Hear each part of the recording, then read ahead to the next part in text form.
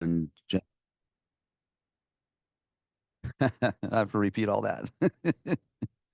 Anyway, it doesn't matter. So just generate for a moment the intention, like you're gonna like almost like I'm here for this hour and a half, so that in the future something will ripen for you. That's worthwhile. Usually we say that it ripens as more wisdom and understanding of our nature, so that we can be a benefit to others. So that's the sort of common Mahayana Buddhist intention, right?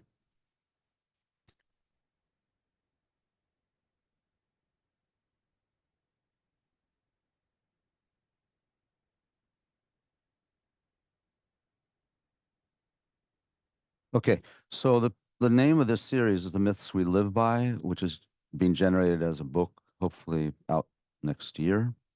Um, this, as I explained last week, but there may be new people here, that the motivation for me behind this is that I spent many years with Lama Thubten Yeshe, who's uh, Lama above Lama Zopa there, and he was very dedicated to helping Western people or modern people understand that these ideas are not ancient. I mean, the ideas are born out of ancient tradition, but they're relevant for today. And what gets in the way sometimes is the languaging and the rituals and the cultural trappings, because we're mostly receiving these ideas through the Tibetan Buddhist tradition. So there's a lot of Tibetan in them, but that's not the even His Holiness Dalai Lama and Lama Yeshe don't become Tibetan, right? And I remember His Holiness was asked long ago if he felt that Tibetan Buddhism was transferable to the modern world.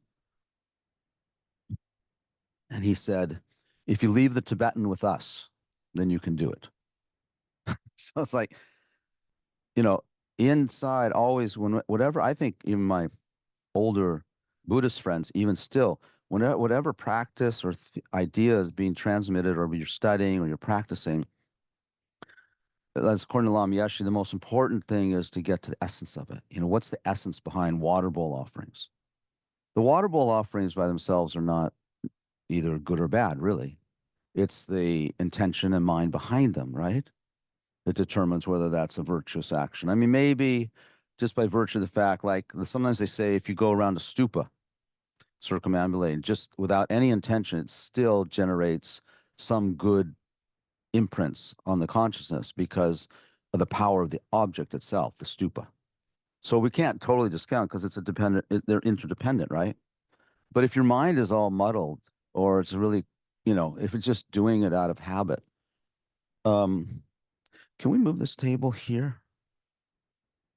Might follow. I follow. Pretty heavy. Oh, okay, good. Yeah, yeah, yeah. That's better. It gives just a little more. Like if I fall asleep, I'll hit the table. Okay, so that's the idea between. So what is separating us from? So the main thing is, let me back up. So the main thing in Buddhist work, Buddhist ideas, is that it is the idea to become fulfilled and happy. It's just kind of pretty simple. you know? It's pretty simple. And then we think, well, what do you mean? I am happy. I've got a good life. I got a good family. I got a good job, these kinds of things. And that's, as we talked last week, that's not really the whole meaning behind Buddhist idea of happiness. And we talked about it last week, right? And today I was going to talk about one of the myths is the myth of happiness. And I thought I would naturally segue to there today, but I decided to change my mind because there's a grand myth. So let's just look quickly. Um, so we talked about what Buddhism is. So it's Buddhism. It would take the Sanskrit out of it. Buddhism is a Sanskrit word. So you have to remember that Buddhism really means awakening, which is very strange. I mean, in the sense that if we talked about a spiritual path or religion, even we could say, Christianity is clear and maybe Judaism is clear, I guess, what they mean. But when you talk about Buddhists, then people often get an image of the Buddha. and monks walking around in their robes and being very serene and that sort of thing, right? I once had, uh, when I wrote the previous book, The Misleading Mind, I was having, my agent was kind of dropping the ball at one point, and and so I was like, he called me, we're talking on the phone. I said, and I was kind of a little bit, I wasn't angry, but I was kind of forceful. And he said, whoa, whoa, whoa. I thought you Buddhists were peaceful. It's like, I was like, that was pretty common, right? That's a pretty common idea. We're not, well, speak for myself. We're not all peaceful. We strive to be, right? Peaceful mind doesn't mean, a peaceful mind. Lama Yeshe had a completely subdued mind. But sitting on the monastery steps, he he had he had bought these clogs. You know those clogs that have the little bubbles on the sole, so they kind of massage your feet. So he liked those. So he was wearing those. But when you're coming down from his room, there were, concrete steps, and it was all, it was closed in, and you hear this cluck, cluck, cluck, cluck, cluck, like that. And I remember one day sitting with a lot of the young monks, and all of a sudden they just ran. They ran away. Because, his sense of power was so strong. That he was very intimidating, and a lot of different lamas, like you can feel like that. And sometimes even they're not even manifesting that way, but you feel kind of anxious and nervous, something around them, right? So that's the quality of their mind, which is not just it's peaceful, but it's also powerful. So it's just not a matter of being, uh, you know, passive. It's very, I mean, compassion is very active. It's not just passive. It's active. What did Prince say? Anyone remember? Prince, the musician? He said, compassion is an action word. I like that. It's like a verb. It's a verb, right? So and Buddhist approach is not for everybody. It's not easy because you really do have to confront your mind because it's the mind that's the problem. Even the mind itself, we can't say is the problem, but it's what's in the mind that's the problem. Because also what's in the mind is great potential, and the awakening happens in the mind and not outside. So it's a quality of mind too. Okay. You were asking about liberation last week. Yeah. So liberation is a common term, even in the Hindu tradition, right? And we could say that even in the Judeo-Christian thought, liberation, in one sense, also definitely a concept because the idea is you become liberated when you go to heaven after you die. I guess that's liberation, right? Same thing. You're liberated from your pain. You're liberated from your situation. You're liberated to a new world, a new way of being. And so, yes, in Buddhist thought, liberation is the goal. But it's important to remember what, in the Buddhist context, what liberation means. It means awakening. So it means awakening into something, away from something, right? From something into something. And that's really the purpose of the path, and that's the purpose of our conversation today.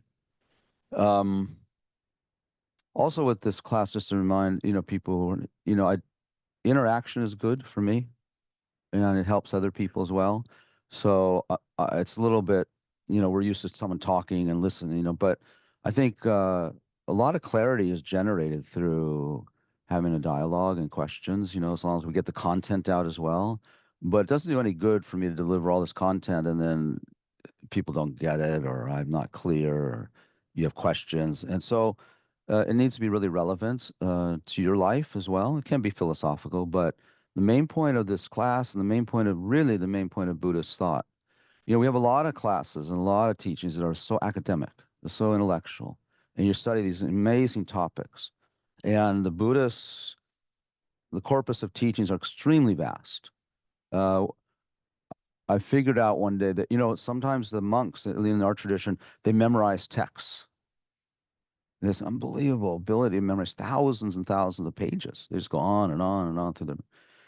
So I once checked how long it would take for a monk to recite all the Buddhist teachings. And they do it really fast. I mean, you can't really understand it. They do it so fast. And I calculated that if the monk was reciting 24 hours a day, it would take him or her 40 days. recite all the teachings. Yeah, so that's a lot.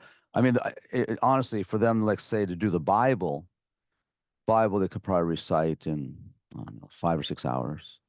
No, I'm just guessing. I don't really know, but they say that the Buddhist teachings are, there's hundreds of volumes, 300 volumes. So, um, and then there's the commentaries as well. So that we talked about liberation last week, right? So we have to know liberation from what? Now, in a simple sense, it's liberation from confusion. Okay. It's not liberation from this American lifestyle or, it's not liberation from, you know, to a better neighborhood. It's not liberation from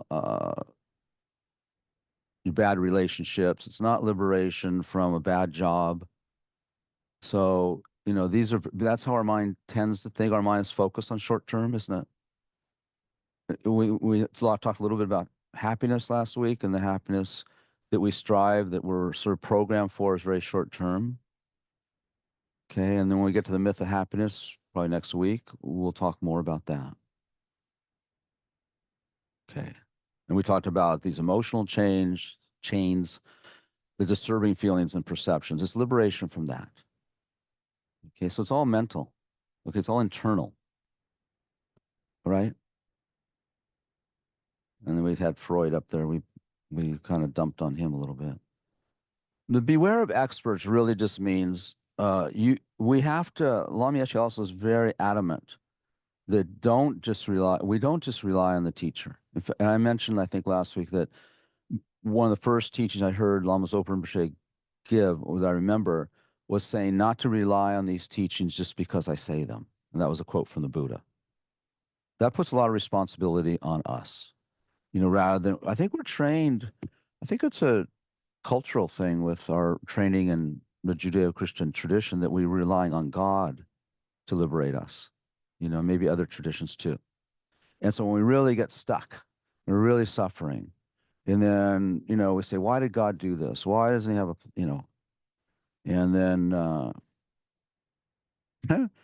my younger son, growing up in my family, was brought up as not a skeptic in the good sense, that we told them they could always question. We didn't raise our kids, didn't force Buddhism on them. We felt that our actions would speak louder than all these lectures and making them go into ceremonies and all. They did go, but we did really careful, because we looked around and we looked at all our friends who's, in the culture where so many people give up their religion, young people give it up. And so we thought, well, what's behind that? And I thought of it as because maybe didn't make sense to them, right? So that I think people and young people as well, are very logic based, and if it doesn't make sense, they just don't have the time. So my two boys, I have two sons and a daughter, and the two boys went to a Christian high school, and had to go Bible class every week or every day, I don't remember. And the Bible class teacher was very open minded, it seemed, because he said, look, I'm going to talk, but let's have discussion. If you have questions, you can ask me to. So of course my son is this little smart ass, would had a lot of questions. He's that type of person. He's very logic driven, And he had the question. So finally, he had all these questions. And finally, the teacher was teaching that the world was 6,500 years old. And at that point, my son just couldn't get that. He said to him, if it's 6,500 years old, why do I have a fossil? He got here. Why do I have a fossil that's carbon dated? I can't remember, a million years old or whatever. So the Bible teacher said, oh, carbon dating, that's just a theory. He turned it around. Not that 6,500 years was a theory, but the carbon dating was a theory. I thought that's interesting. I mean, I guess it is in one way. And then he said to my son, he says, maybe keep your questions to yourself from now on. Because he was asking how the world was created in 6 days. And if God was omnipotent, why did he need a day of rest? And all these things, he was just going. So he was very, I think I got tired of his. So anyway, it didn't work for him. And that's, I thought, what really good way to go into these situations, you could be scared if you're really a rigid Buddhist or Christian, you put them in a Christian school, oh, he might become Christian. It's like, you don't have to worry about that as long as they have a capacity to use all of us to use logic. And that's something that people don't like from don't like about Buddhism is it is logic based. It's not only logic based.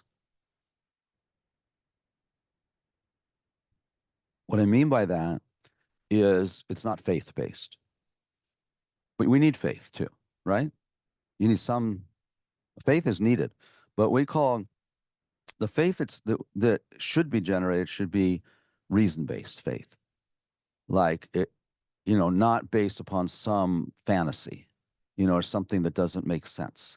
Like for example, I would have faith in my teachers because I saw time and again that they were right and they demonstrated the qualities, right? And they demonstrated they walk the walk, right? Then you get some sort of faith, like if they say something, you go, okay, well, it might be true.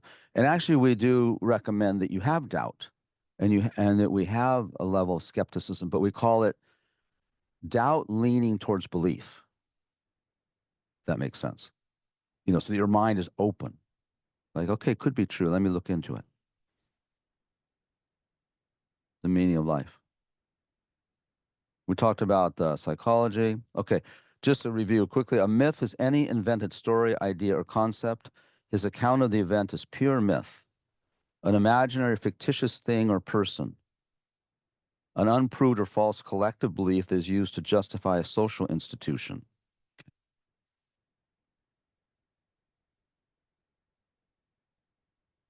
And then we went through the potential of this human life. Okay. Okay.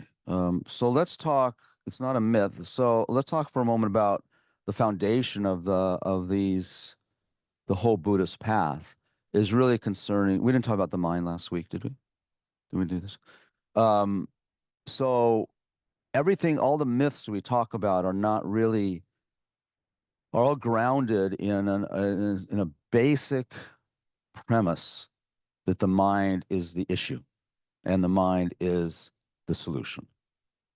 So it's very interesting because when you start talking about a faith-based approach, you're not really approaching it from the point of view of the mind, which we're talking about psychology, right? It's almost scientific in that sense, logic-based.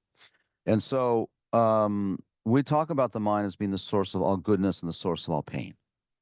But it's important. The source of all goodness means liberation is going to come from the mind. Okay? It's mental based. And if something in Buddhist thought that you're looking at or studying doesn't make sense, and doesn't make sense as how this is a mental or helpful for the mind, then just leave it by the side and go on to something else for a while. It's like let's take a highly ritual, like let's say prostrations, right? Prostration is one of the rituals that we do to purify the mind and body. But it looks very ritualistic. It looks very faith oriented, like you're bowing to some god and that sort of thing. So, we shouldn't engage in these kinds of rituals. Shouldn't, I don't mean shouldn't. I mean, it's best to engage in these kind of rituals, having someone explain to you, so that makes sense as to what it is that's the effect on the mind. Does that make sense? Water bowls are incredible mental training once you learn how to do it. I find it really hard. It's so meticulous. It's so exact. And your mind, I don't know about other people, but my mind starts getting kind of tense. Is that the right amount above or below? And it's like then you spill a little bit. Oh yeah, if I spill a little, I'm going to go to the lower realms and this faith stuff, right? Creeps in. And, but no, it's not like that, actually. It's not like, you know, it's quite interesting in our education system and in science as well. Uh, you know, there's not endless, there's so many studies on the anatomy of the body, aren't there? Like if you're going to become a hand surgeon, then you spend a lot of time studying about the hand, brain surgeon, or whatever kind of doctor you're going to become. You spend so much time trying to understand the way the body works, right? What's interesting is that from the moment we're born until now and forever after, Our body is limited. It's just around for, if we live a long life, it's around for 70, 80, 900 years. But what about the mind? How long is it around? So if I ask you to like just look at your hand for a second, okay, and then I ask you, okay, are you right-handed or left-handed? How many are right-handed? Okay. And then Zoom, how many of you are right-handed? Okay, and if I ask you, okay, so what does the hand look like? What color is it? You can tell me, right? More or less. If I ask you, does it have parts, right? You can say, yeah, it has 5 digits and palm and like that, right? And if I ask you, what's it constructed of? You say, blood and veins and muscle, and you'd give a long explanation. You know, so we have a really, even just lay people have a pretty good understanding what the hand is. I mean, the mechanics of it are profound. But now the interesting thing is, if I ask you the same thing, so since you were born up to now, you've had your hand. I've had my hand. And if I ask you, from when you're born up to now, at least you've had your mind, right? Right? Or did your mind come at a certain age? We don't even know. So then I say, so what's your mind? You've had it as long as you've had your hand.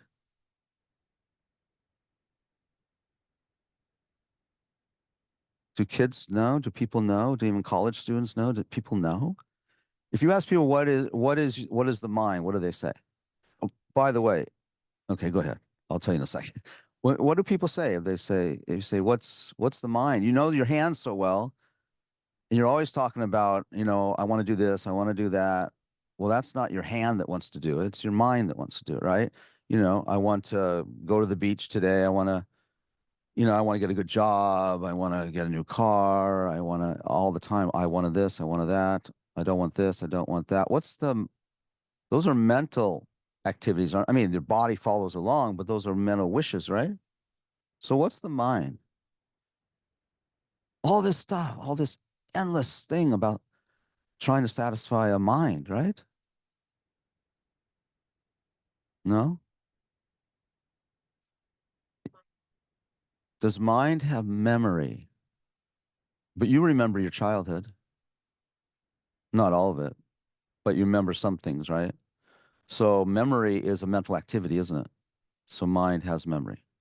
That's why, well, yeah, people who have very advanced meditative abilities remember the pasts in detail, even past lives,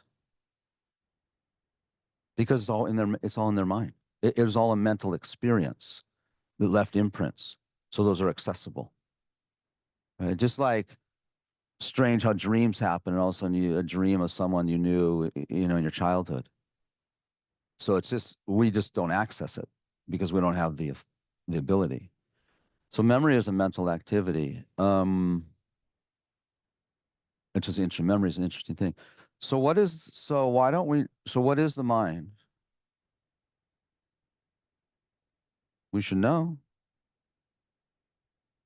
Frank.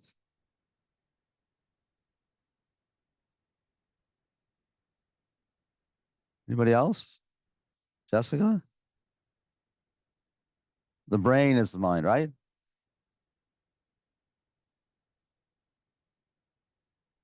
Oh, it's like such a quiet audience. Hey, online, anybody want to interject? Is that the right word? Interject?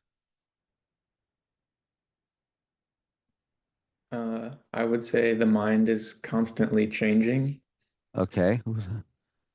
Okay, that's a function of the mind, right? I agree with you. But what is the mind? What's the thing that's changing? What's okay? First of all, okay. So is the mind atomic, molecular, or non-molecular? Is the mind form or formless? The Whoever was asking brought about being changing. Is the mind molecular or non-molecular? It's formless. It's formless. How many agree? Not, you could not be sure also. The mind is formless. Do I need that? Oh, yeah, for the recording. So the mind is a mental continuum that that exists and continues throughout our life. And versus, I mean, that's one thought, right? But then the other thought is, oh, it's the brain. The brain is the mental capacity that comprehends, that makes decisions, that directs the body, that kind Okay. of thing. So, also the gentleman, I'm sorry, I don't know who said about it changing. Who That was? was me, Cash. Oh, okay. So both the Taria and the gentleman, then, so if it's non-molecular and formless, right? Is the brain molecular or formless? Is it form or formless, the brain? It's form. It's form. The brain is. Yeah. It's atomic, it's molecular, right? Yeah. And if the mind is formless, as Taria said, then can the mind be the brain? They seem mutually exclusive, right? Yeah, they're not the same. They're not the same. Mm-mm.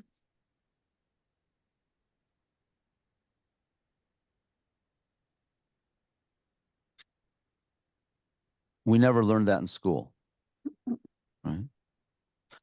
And as so Cash, Mm-hmm. Cash, Yeah. yeah. So as Cash said, it is changing moment. Now it's interesting because the brain also is changing moment to moment, isn't it? So to say that the mind is impermanent or changing would not be a full definition of it, right? We also have to add that it's formless. Now, space is formless too, right? And it's non-molecular, non-atomic. So are space and mind the same thing? Cash? Mm,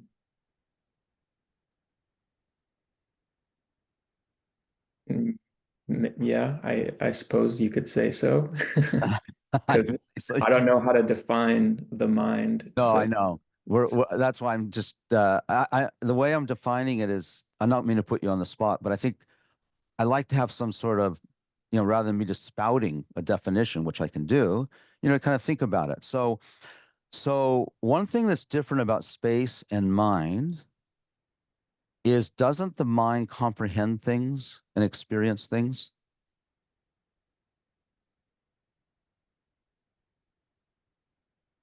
mhm. Cash? Yeah. Yeah. Yeah, but space doesn't.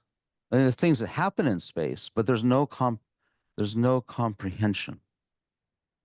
So the unique quality of a mind is that it experiences. Something they say it cognizes. So it's what one of the defining characteristics between us and a chair is that we experience, we perceive, and that's happening on a formless level. And people say, no, the brain does. But the brain is interdependent with the mind, right? But it's not the mind. Okay. We do need a brain, it seems, to function as a human being. So that our mind has a vehicle in which to experience the world. Just like to see, we need an eyeball.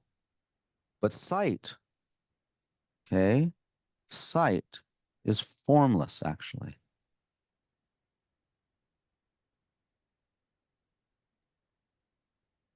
It's not atomic. Like when you think about, because it's happening in the mind, or is it happening in the brain? So we got a doctor here, so I guess a scientist too. So where is sight happening? In the brain? So if you so that means if it's in the brain, one thing that would mean. So let's say I see the trees out, the redwood trees out there.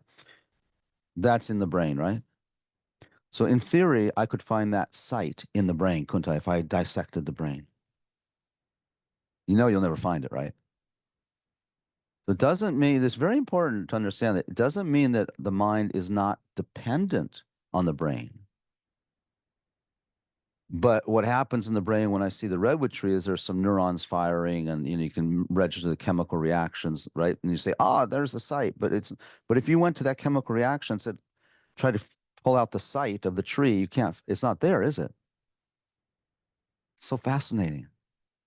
The site is something that's formless. It's in the mind. The mind experiences the site. Cannot experience it though without an eye, and probably can't experience it without a brain for most, as for our level, and can't experience it without a tree. So you have those three things you need to have a sight, or to have a taste, to have a feeling, to have a smell. Okay, you have to have those three things. But when I feel something, I think I'm feeling it in my body, right? We say my body's feeling anxious. Very interesting. This is where we're getting now to the myth of today, which is the myth of reality. Because we say I'm feeling anxious. But if we were to analyze, then the anxiety, what we're feeling is a bodily sensation, aren't we? And if you're into skydiving, that anxiety is a high, right? And if you're timid, that anxiety is intimidating, just uncomfortable.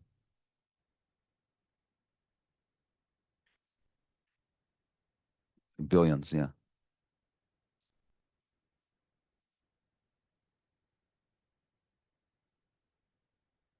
Right. Yes. So billions, and I'm just going to repeat for the. So Frank's saying the brain is made up of billions of neurons, and in the yeah, in the experience, the network of neurons transform and go into different. Yeah, yeah,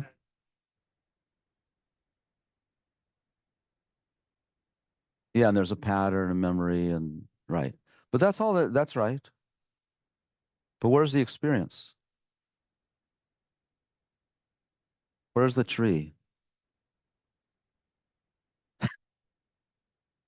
It's amazing that all these years we thought the tree was just out there. What if we start teaching this in schools everywhere? Okay, so the mind, of course, the human mind has both positive and negative sides, but the negative is transient, very temporary. Your up and down emotions are like clouds in the sky. Beyond them, the real basic human nature is clear and pure. Okay, now we're getting somewhere. So the mind, the beauty of the mind is that its nature is clear, luminous. This is part of the definition. The definition of mind is that it's luminous and it cognizes. So we could say the sky is luminous, maybe, this space, but does not cognize. Okay. We could say maybe, I'm not sure this is correct, but I'll just go out on a limb. The brain cognizes, but it's not clear. It's not luminous. That's kind of, I'm not sure that's correct, but just maybe a way of making a point. Um, so now liberation, going back to our task at hand, liberation is not really something we achieve out there, like going to heaven. Liberation is actually in our own palm. This is a title of a very famous Buddhist book, Liberation in the Palm of Your Hand. The reason it's our own palm, because nowhere outside of you or me, it's your mind itself. And the beauty is that the mind is not polluted. We sometimes say it is, but its nature is not pollution. Okay, its nature is one of the metaphors they use is dirty water. When you stir it up, then the water and the dirt seem the same, but actually we know that the water is clear, right? And once you wait a while, the dirt settles and you have this clarity of water. So the mind itself is clear, and the mind itself, even when we are developing, so the development of the mind is kind of, maybe it's not the right term, because really what we're doing is we're trying to get the mind's true nature to become more dominant. Its true nature is clarity. And that clarity is blissful. That's the right word. Okay, that clarity, because what's the opposite of the clarity are what's obscuring this clarity, like a cloudy day. And so that's where we talk about in the mind training. So we have to know in terms of the psychology of this is that the mind it has part of the qualities within us, within our mind, are things like anger and jealousy, desire and attachment, and did I say anxiety, irritation, longing, okay, lust, competitiveness, right? And in typical Buddhist schematics, you don't have to worry about this. I mentioned last week, there's 6 root, we call these afflicted minds or disturbing emotions. These are like the clear sky, and you talk about, well, there's that kind of thunderhead, and there's that kind of cloud, and then there's, right, and then there's fog, and that's what all we're talking about is we just give labels to these different emotions. Emotion's not the right word. It's become very popular in Buddhist talks, but it's not the right word because it's not just, I mean, in terms of how we mean it in Western psychology or modern psychology, emotions is too limited. You know, I mean, do you call pride an emotion? You know, not typically, right? But that is an afflictive emotion or afflictive mind. So we have 6 root ones and then 20 secondary, according to one way of studying these things. So up and down is where we spend our life. Up, down, up, down. But for those practitioners, the more and more and more cultivating and living in the clarity of the mind. Okay? Now, the clarity of the mind itself is not liberation. Okay, that has to be really clear. But it is necessary for liberation to understand the nature of the mind.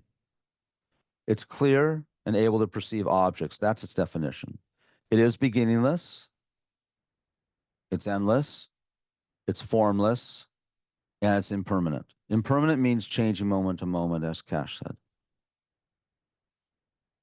Okay, it's just obscured by disturbing emotions. It's okay. Now I'm going to jump. See, we got so many myths to talk about. Okay. So,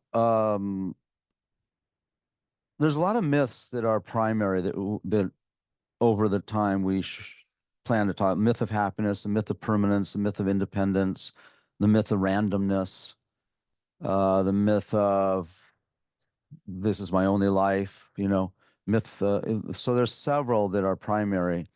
There's probably hundreds of them, but there's some primary. Now, the root one we have to, so often I don't talk about this one at first, but something has come up in recent years where the root of the problem is the grand myth, okay?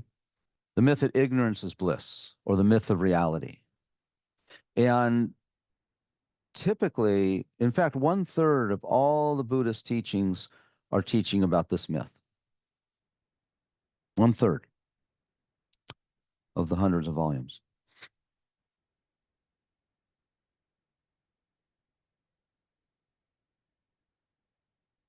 Okay.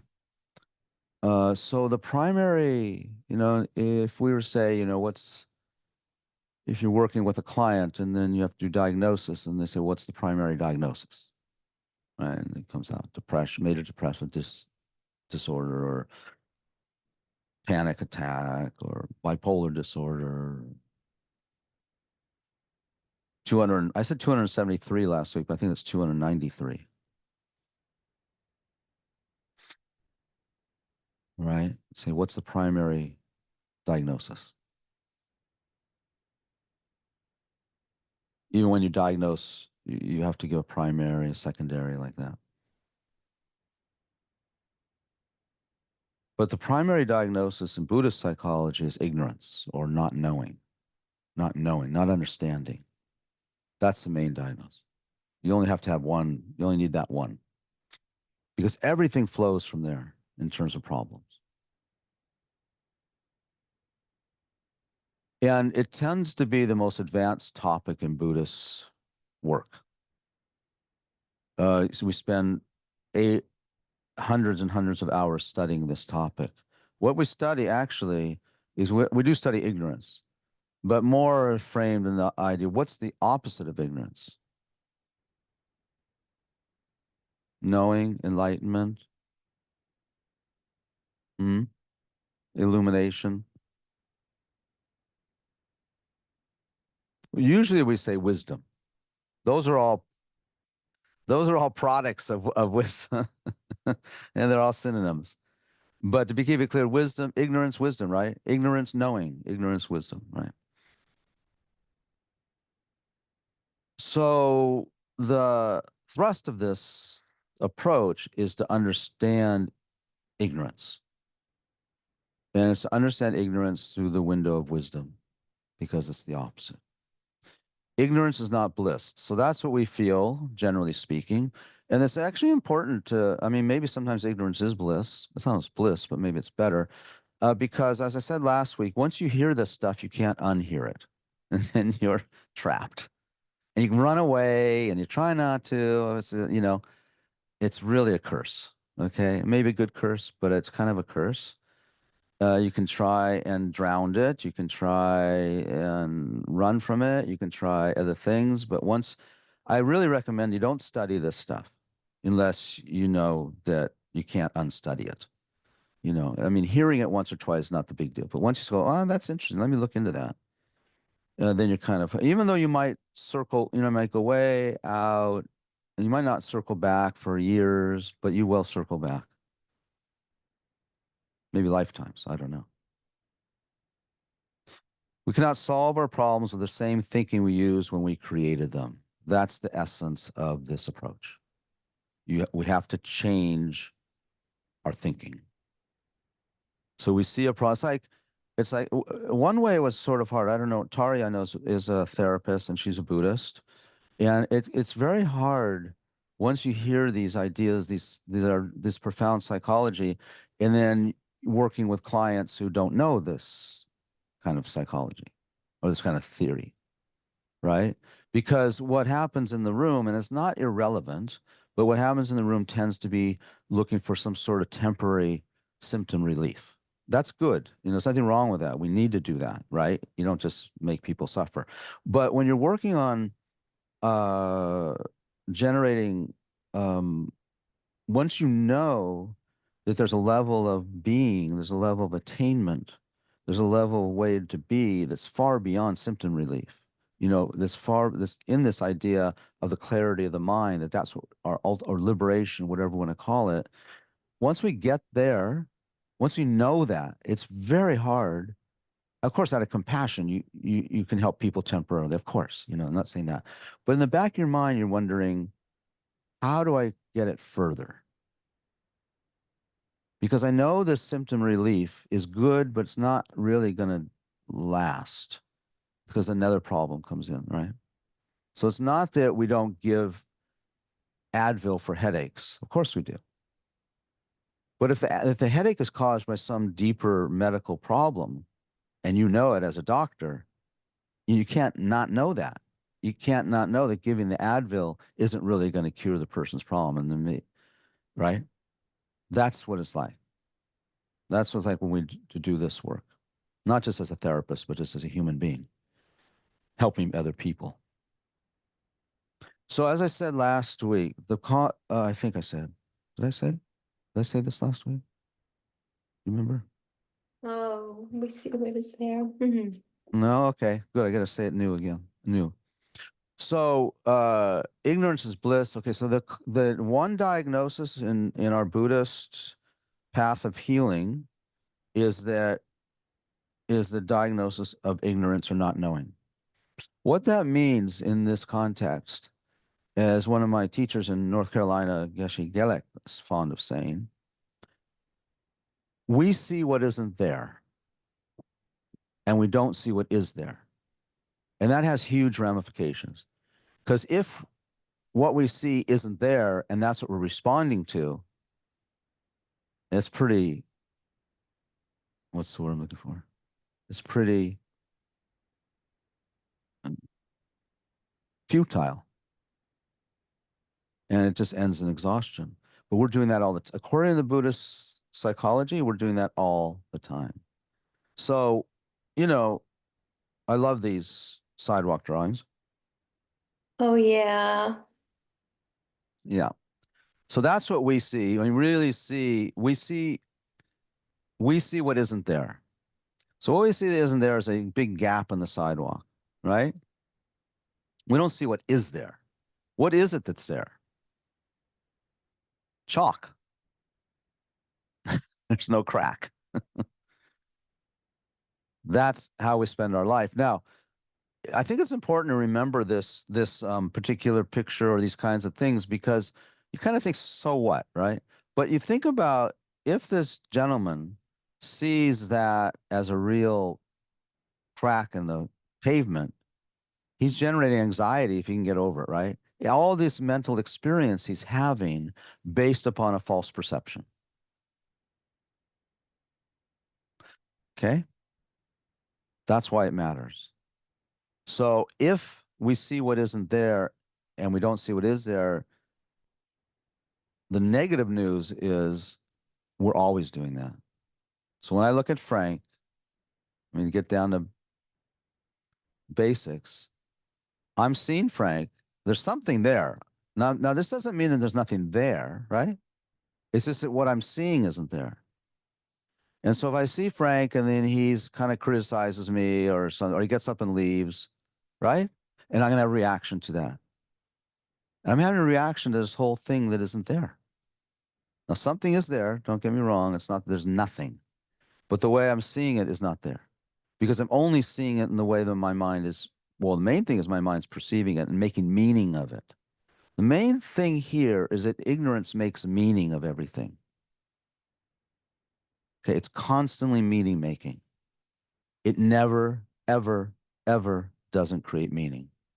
And the meaning it creates is always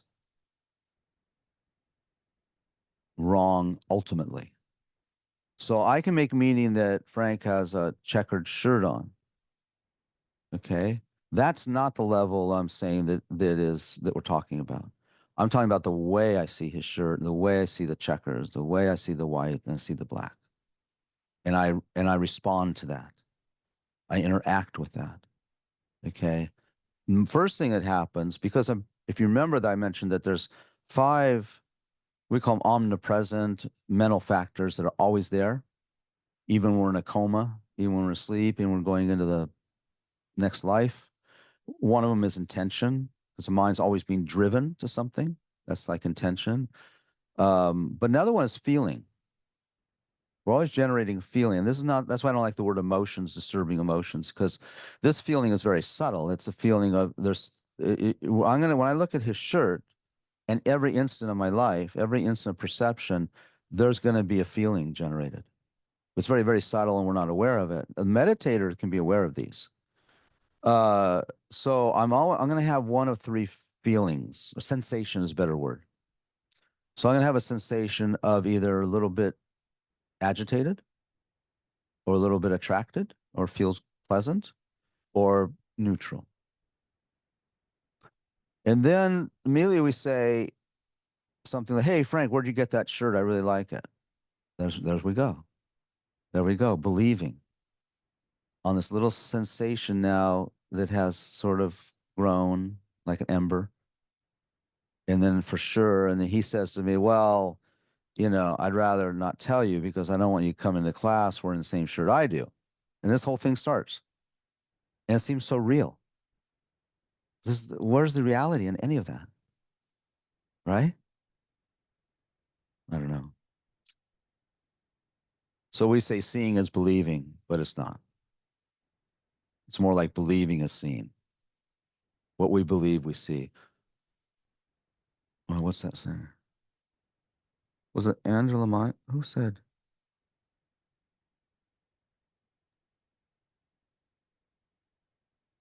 I can't remember the saying right now. I'll remember. Yeah. Yeah. If the mind in its essence is perceiving,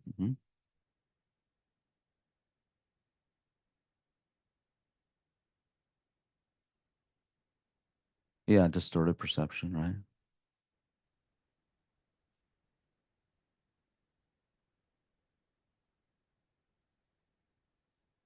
Is there objective truth? Is truth objective? Yeah. Meaning like, is there a real, true, objective shirt?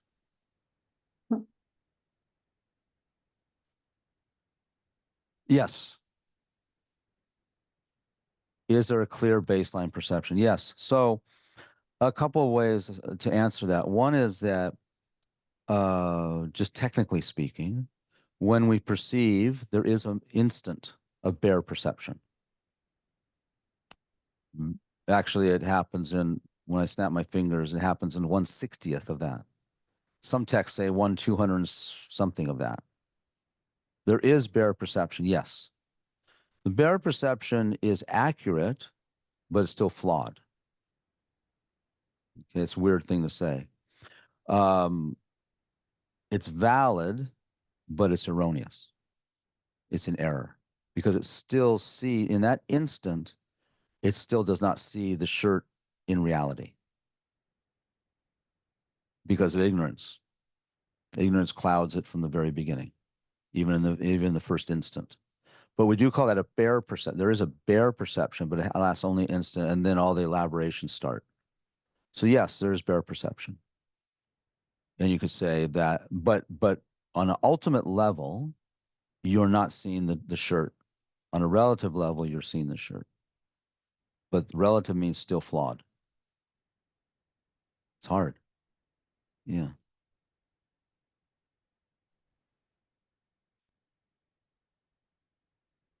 In the nature of being paradoxical, you never can see anything clearly or truly, you mean?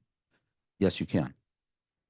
When your mind, yes, absolutely. That's the whole idea, is that when the mind begins to perceive through wisdom, because that's a consciousness. Wisdom, not just an idea. Wisdom is a mental factor that's not active in our consciousness. So you cultivate that mental factor, that wisdom, then you begin to see things as they really are. Definitely the Buddha, the enlightened beings see things as they really are. And they still see the shirt. It's very important. They see the shirt because it does exist. It has a level of existence. It just doesn't exist. Well, when I say it doesn't exist the way it appears, what do I mean by that? That's a slide.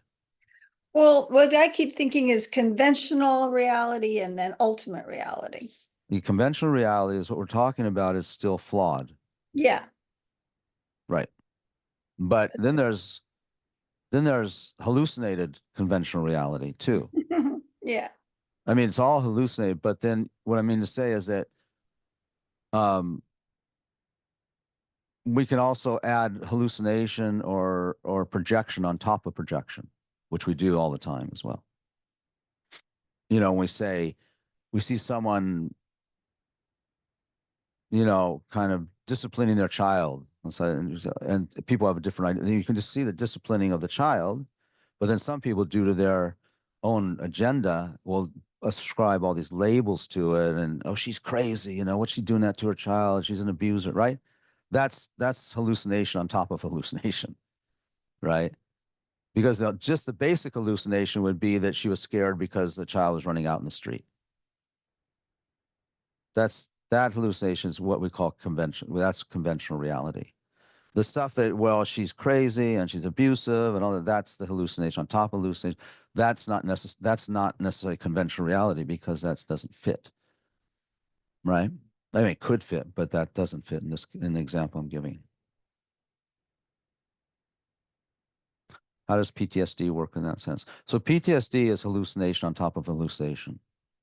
So PTSD is like, so when we talk about conventional reality, and it gets a little complicated, I'm not maybe an expert, but conventional reality, we're talking about the data. So there's data that occurs, right? And the data of, well, the classic example, PTSD, is a backfire on a car, right? For the war vet. And then he or she freaks out because he thinks they're in a war zone all of a sudden, right? So that's the class. I mean, there's many levels of PTSD, of course, but just to be kind of, uh, simplistic about it. So PTSD, it's just a backfire, right? And the backfire of the car,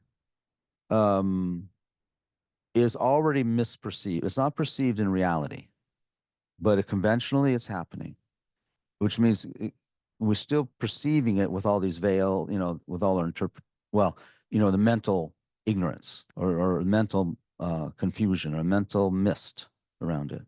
And so, but then the elaboration comes based on because of your experience in Iraq, right? That doesn't happen to me. I hear the backfire, you hear the backfire. I just get startled, and you go into PTSD and all these memories, and all of a sudden you're not even there. You're just back in the war zone. That's because the imprints, right? I don't have those imprints, and you do. So it is projection on top of projection. Yes.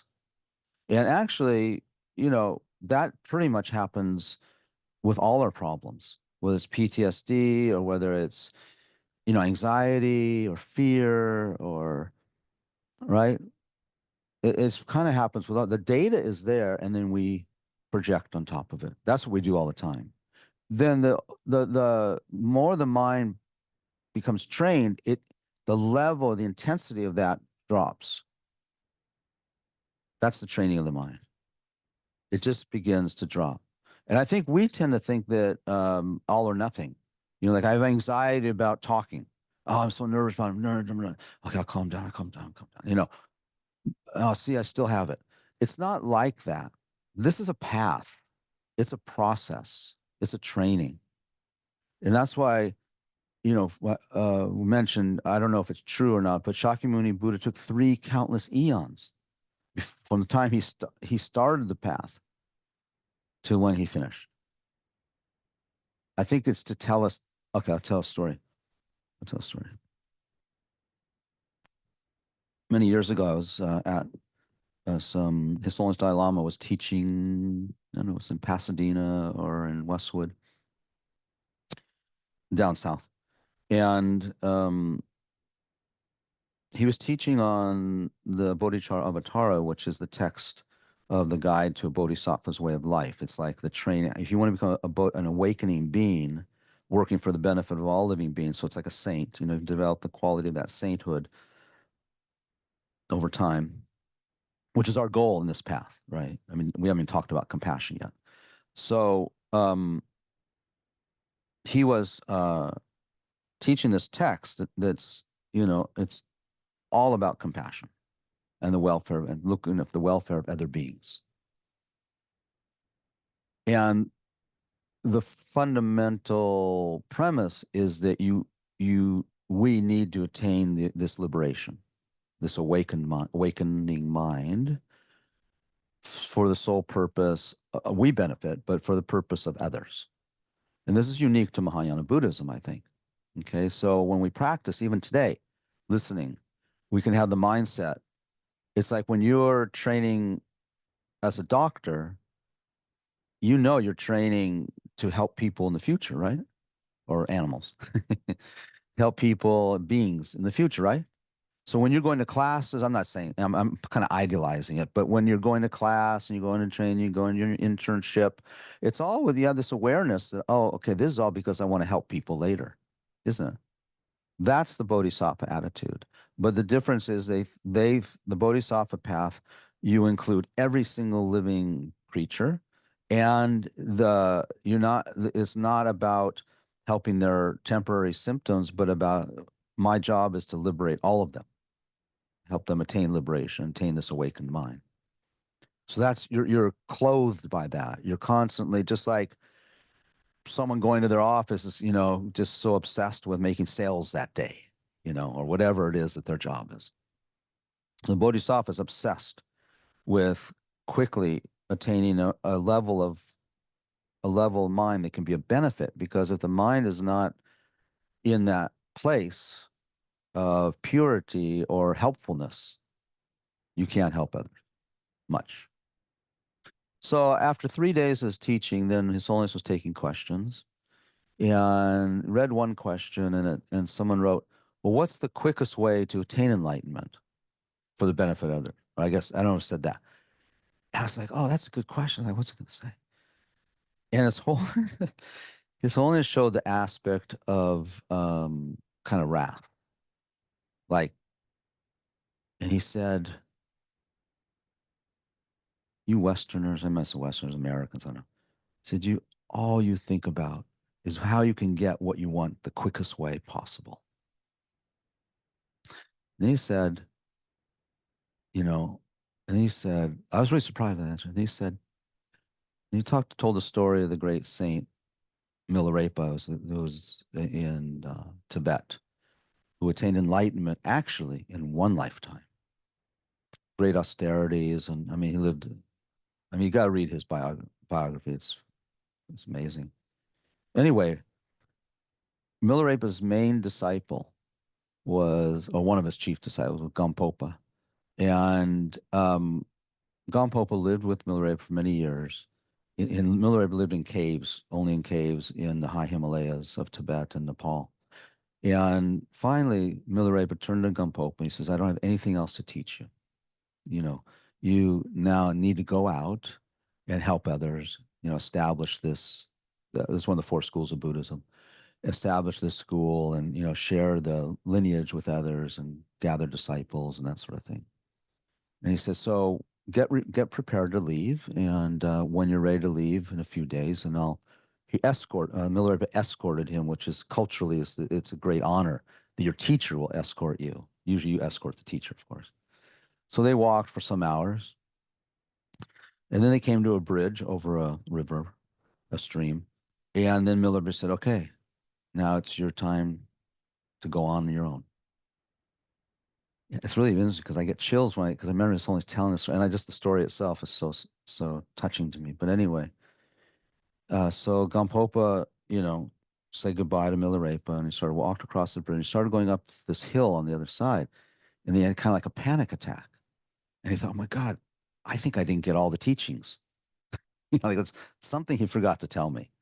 So he turns around, and Milarepa's off walking away in the distance, and Gampopa shouts out to him, teacher, tell me, did I get all your teachings? Are you sure you gave them all to me? And Milarepa said, yes, you got them all. Don't worry about it.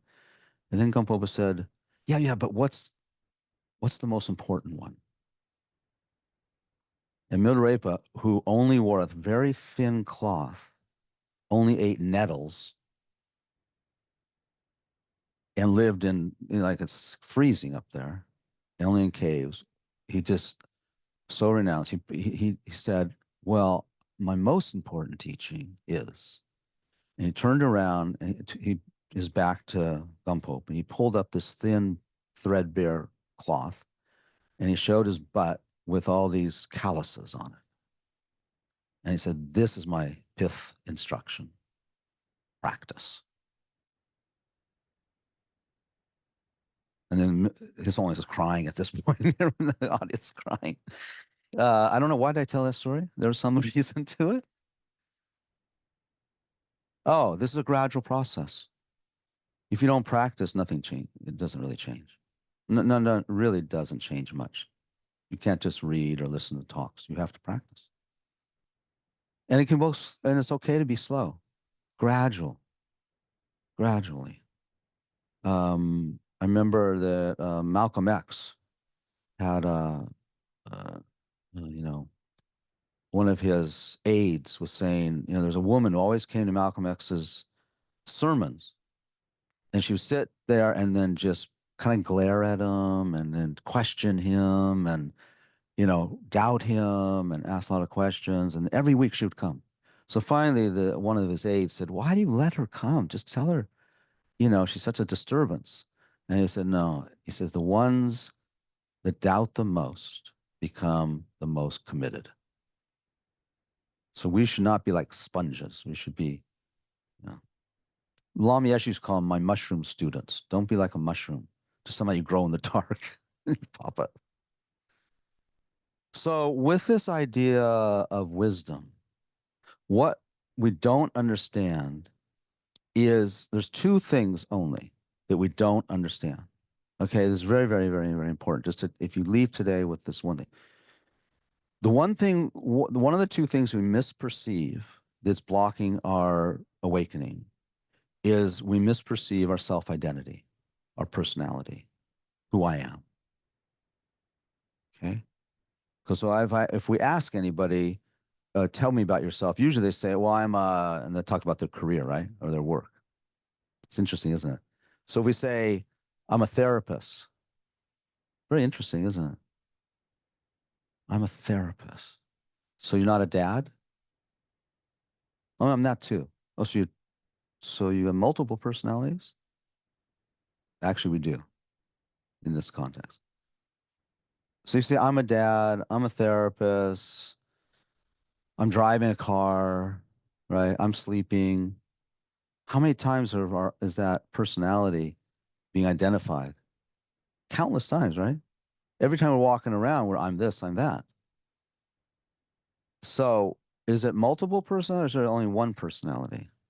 So this idea of self-identity, personality, is flawed.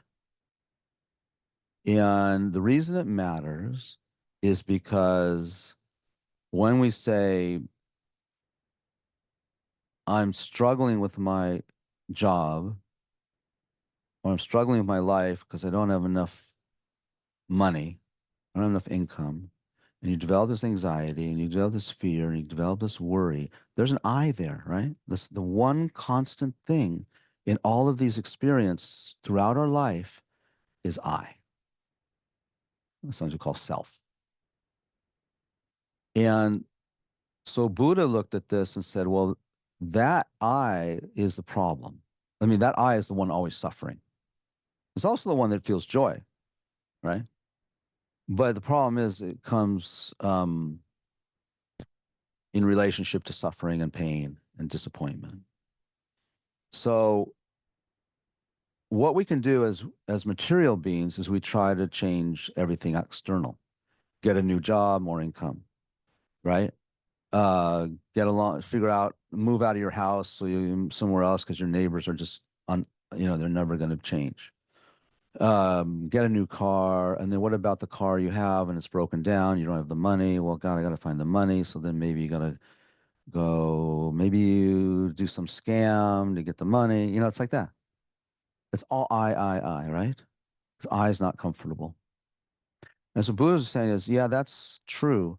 But that thing, that I, that identity, that self, that personality that you're doing all this for doesn't exist that way. So the real problem is the way you identify the I. The I is the one in trouble, right? If you don't have enough money to fix your car, whether you get anxious about that or stay peaceful is dependent on this sense of I. My I needs to feel good all the time. So I need to fix my car. Now, some people, everyone's different in terms of what their needs are and the level of, but it all comes down to this sense of self. And in ignorance, the misunderstanding is how that self exists. In wisdom, there's understanding of how that self exists. Did I say understanding and understand? No. In ignorance, there's a misunderstanding of how that I exists, and everything, all the problems and troubles and pains and sorrows come from that. In wisdom, there's a clear understanding of how that I exists, and all happiness and joy and awakening comes from that. That's all. It's just a switch. Challenge for us is habit. We've been habituated.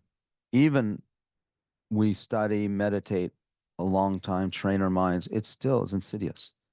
It still is going to come back in new ways. Some ways it doesn't come back.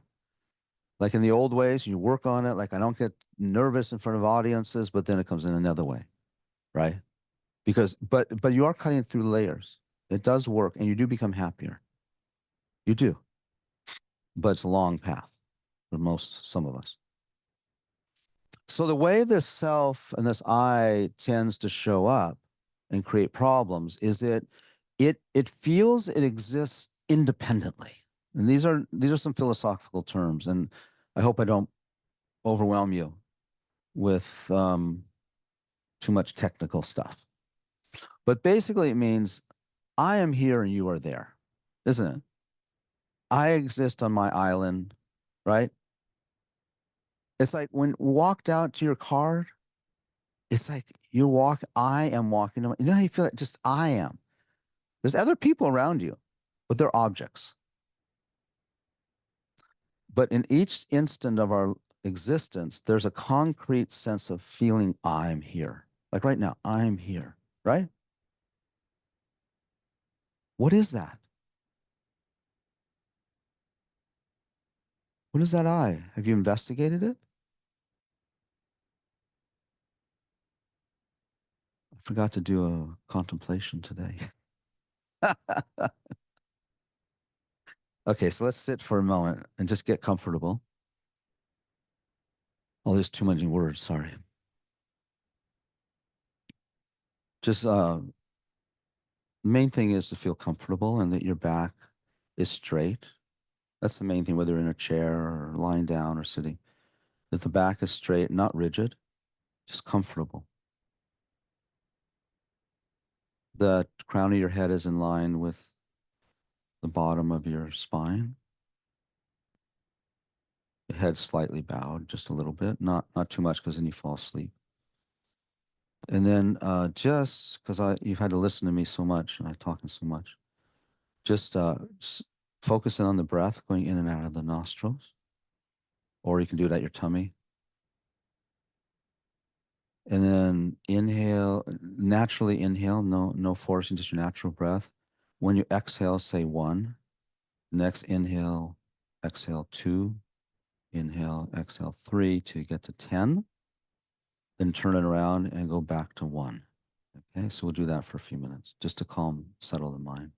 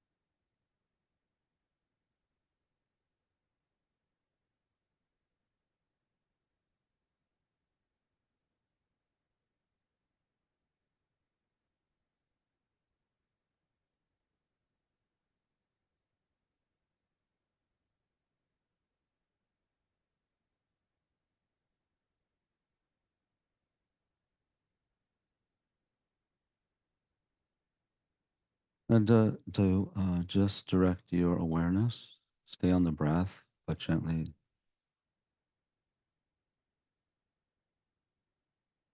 become aware. Say to yourself, I'm sitting here.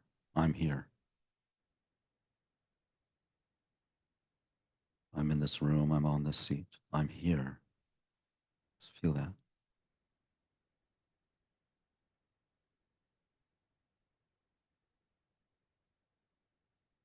Get a sense of your personality, your identity.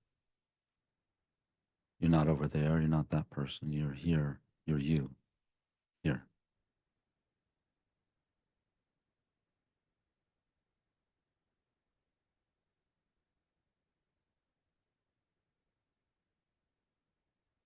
I get a strong sense of what I was saying earlier.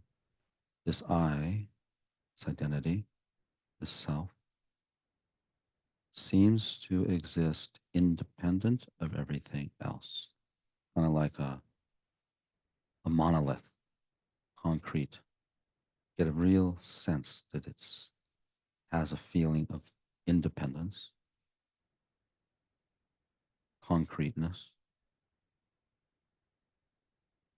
unchanging,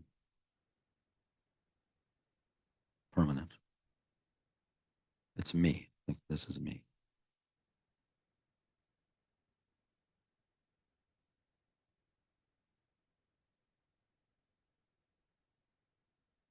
You can almost see it.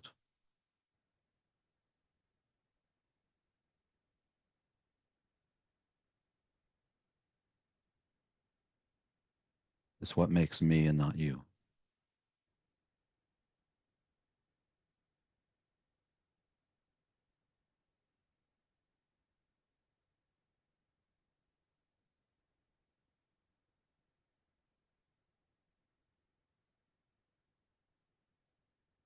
Now, it's important to get a sense that the way I feel about my identity is that it's concrete, it's unchanging. It's the same one that existed 10 years ago.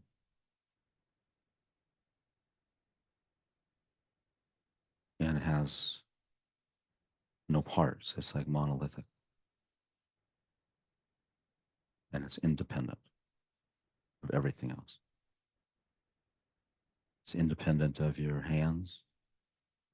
It's independent of your feelings because you say, I feel good, I feel bad. So the feeling and the I are not the same thing. What is, so get a sense, you can see this I, this self.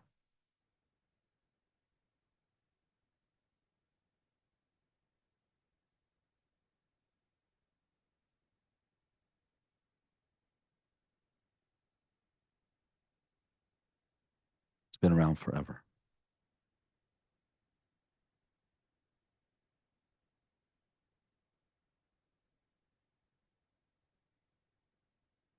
This way of seeing the self is false, yet it's what we always do.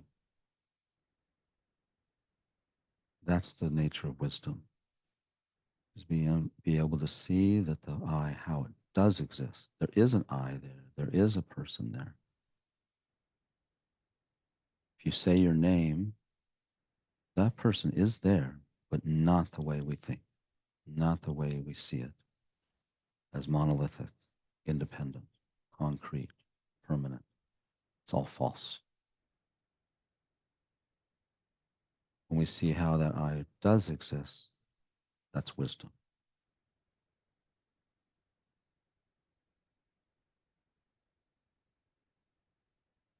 And it completely shreds the power of the misconception we've had since beginning of this time as to who we are.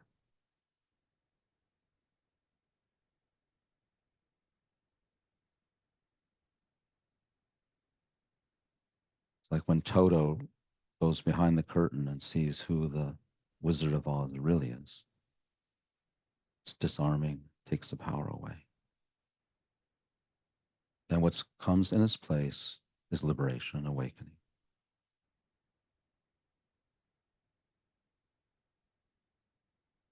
Okay, so slowly come back here. We're out of time. And that's just the beginning. So next week, it would not be,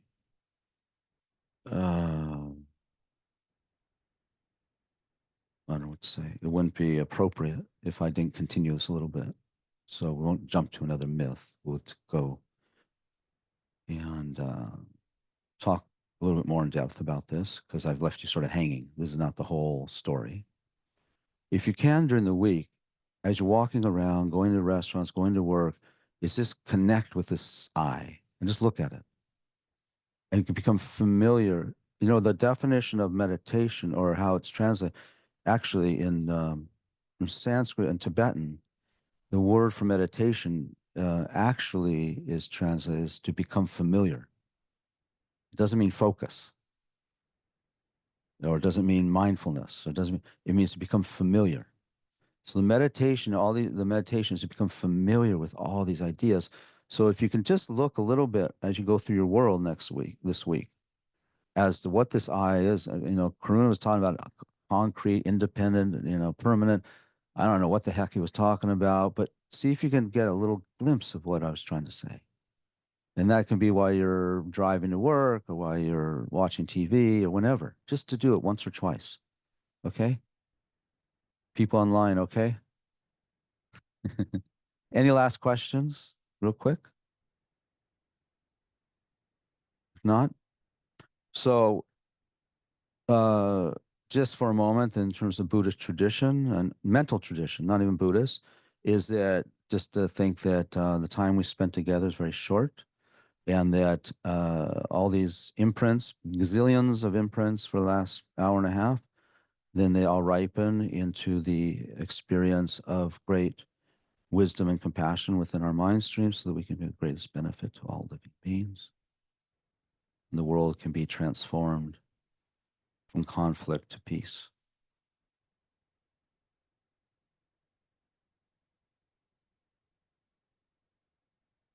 Okay. Thank you. Thanks, Karuna. Thank you. Good Great night. teaching. Thank you. Uh-huh. Sharing.